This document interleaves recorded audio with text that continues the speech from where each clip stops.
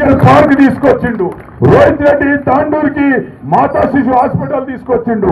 Rohit Reddy తాండూరుకి ITI college తీసుకొచ్చిండు. రోహిత్ రెడ్డి తాండూరులో ఉన్న 36 వార్డులకు కోటి రూపాయలు ఇచ్చిండు. నా మైనార్టీ సోదరులకు ఈద్గాల కోసం 5,50,00,000 ఇచ్చిండు. మరి అదే విధంగా హిందువుల కోసం దాదాపు 8 కోట్ల రూపాయలు ఇచ్చిండు.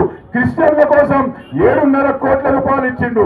మరి ఇన్ని సంక్షేమ పథకాలు ఇన్ని అభివృద్ధి చేసిన మాకు మీరు అడుగుతున్న మన వల్ల రోహిత్ రెడ్డి ఏం చేసిండు? రోహిత్ రెడ్డి ఏం చేసిండు?